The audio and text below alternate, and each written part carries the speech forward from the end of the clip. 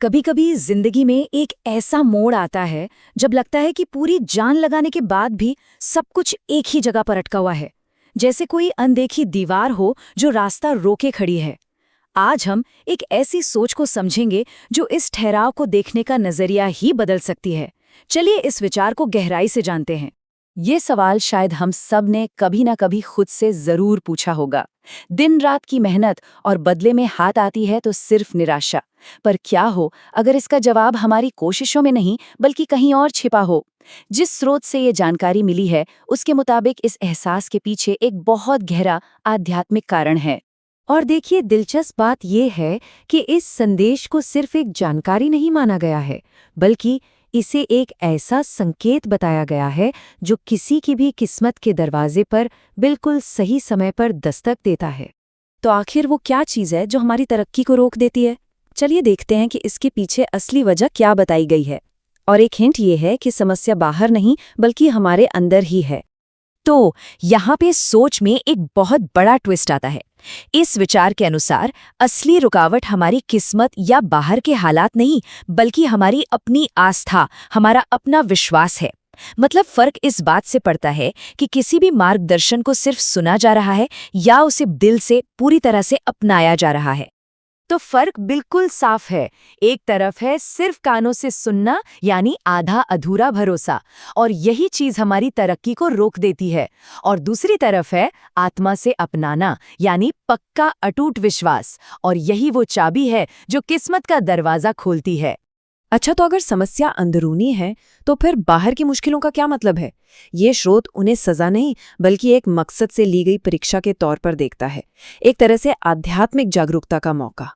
तो फिलॉसफी ये है कि जीवन में जो भी मुश्किलें आती हैं वो हमारी आस्था का एक दिव्य टेस्ट हैं। उनका मकसद किसी को तोड़ना नहीं बल्कि उसे और भी मजबूत और शुद्ध बनाना है। जैसे सोना आग में तप कर निखरता है, वैसे ही इंसान मुश्किलों से निकलकर बड़े लक्ष्यों के लिए तैयार हो जाता है। तो ये जो शुद्धिकरण का प्रोसेस है, इसके 3 स्टेप्स बताए गए हैं। पहला स्टेप है कठिनाई की आग, यानी उन चुनौतियों का सामना करना जो किसी के भी इरादों को परखती हैं। फिर आता है आस्था का टेस्ट। ये वो पल है जहां चुनना होता है, हार माननी है या डटे रहना है। और आखिर में इस टेस्ट को जीतने पर आत्मा सोने की तरह ही शुद्ध और मजबूत हो जाती है। तो हमें समस्या समझ आ गई और मुश्किलों का मकसद भी, लेकिन इसका समाधान क्या है? इसके लिए एक 2 भाग वाली चाबी के बारे में बताया गया है जो किसी के भी भाग्य का ताला खोल सकती है। अब इस समाधान को समझने से पहले सच्ची आस्था का असली मतलब समझना जरूरी है। इसके हिसाब से ये सिर्फ विश्वास करना नहीं है, ये उन चीजों पर भरोसा करने की हिम्मत है जो दिखाई नहीं देती, और बिना किसी सबूत के ये मान लेना है कि नतीजा अच्छा ही होगा। तो इस चाबी का जो पहला हिस्सा है वो पूरी तरह से आंतरिक है, यानी हमारे अंदर। ये एक व्यक्तिगत बहुत ही गहरा संकल्प है, अटूट विश्वास का। ये हर हालत में, हर परिस्थिति में ये फैसला करने जैसा है कि ये ब्रह्मांड किसी के खिलाफ नहीं बल्कि उसके पक्ष में काम कर रहा है। और अब आती है चाबी की दूसरी साइड, जो है एक बाहरी क्रिया, यानी इस सकारात्मक संदेश और रोशनी को दूसरों तक पहुंचाना, उनके साथ साझा करना। माना जाता है कि यही वो कदम है जो आशीर्वाद को सीमित रखने के बजाय उसे कई गुना बढ़ा देता है। ये रूपक सच में बहुत शक्तिशाली है। तर्क ये दिया गया है कि जब ज्ञान या आशीर्वाद को बांटा जाता है तो वो कम नहीं होता बल्कि वो और फैलता है, जिससे सिर्फ अपना ही नहीं बल्कि दूसरों का रास्ता भी रोशन हो जाता है। तो इस 2 भाग वाली चाबी को अपनाने से होता क्या है? स्रोत एक बहुत ही ठोस वादा करता है, एक ऐसा वादा जो उम्मीद जगाता है। और ये वादा बहुत खास है, सिर्फ 7 दिनों में चमत्कारी बदलाव। ये जो 7 दिन की समय सीमा है ना, ये इस वादे को किसी दूर की उम्मीद से हटाकर एक वास्तविक आने वाले कल की संभावना बना देती है। और देखिए, ये हैं वो खास नतीजे जिनका वादा किया गया है।